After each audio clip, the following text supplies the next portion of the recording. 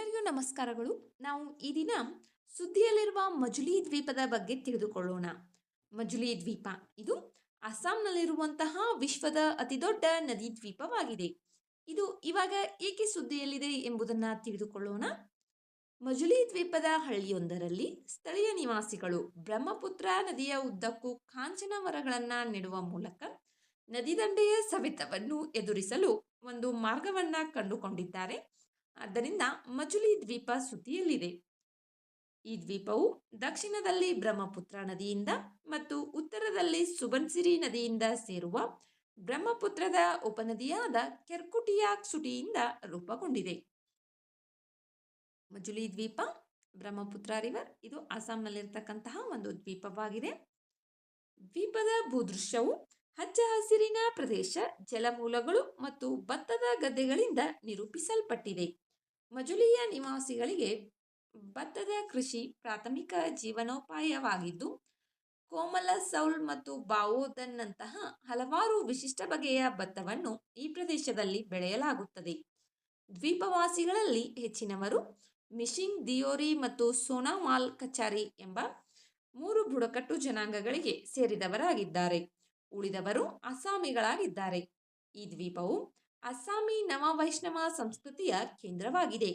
ಇದನ್ನು 16ನೇ ಶತಮಾನದಲ್ಲಿ ಮಹಾನ್ ಅಸ್ಸಾಮಿ ಸಂತ ಸುಧಾರಕ ಶ್ರೀಮಂತ ಶಂಕರದೇವ್ ಮತ್ತು ಅವರ ಶಿಷ್ಯ ಮಾಧವದೇವ್ ಅವರು ಆರಂಭಿಸಿದರು.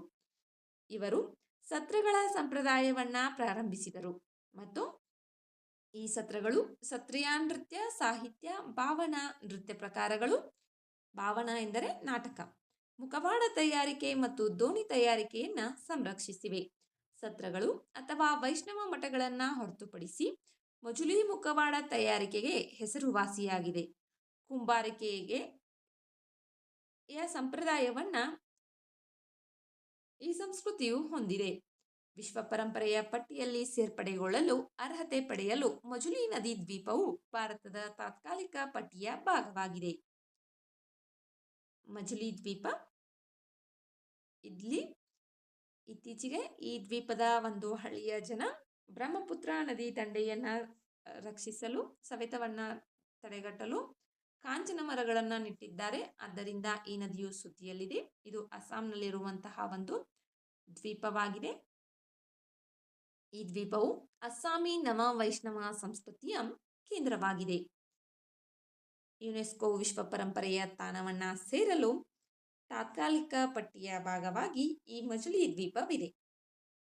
ವಿಡಿಯೋದಲ್ಲಿರುವ ಮಾಹಿತಿ ಉಪಯುಕ್ತವೆನಿಸಿದರೆ ವಿಡಿಯೋಗೆ ಒಂದು ಲೈಕ್ ಮಾಡಿ. ಮತ್ತಷ್ಟು ಮಾಹಿತಿಗಾಗಿ ನಮ್ಮ ಚಾನೆಲ್ನಲ್ಲಿರುವ ವಿಡಿಯೋಗಳನ್ನು ವೀಕ್ಷಿಸಿ. ಮುಂಬರುವ ವಿಡಿಯೋಗಳು ಮತ್ತು ಮಾಹಿತಿಗಾಗಿ ನಮ್ಮ ಚಾನೆಲ್ನ ಸಬ್ಸ್ಕ್ರೈಬ್ ಮಾಡಿಕೊಳ್ಳಿ. ನಿಮ್ಮ ಸ್ನೇಹಿತರೊಂದಿಗೆ ಹಂಚಿಕೊಳ್ಳಿ. ಧನ್ಯವಾದಗಳು.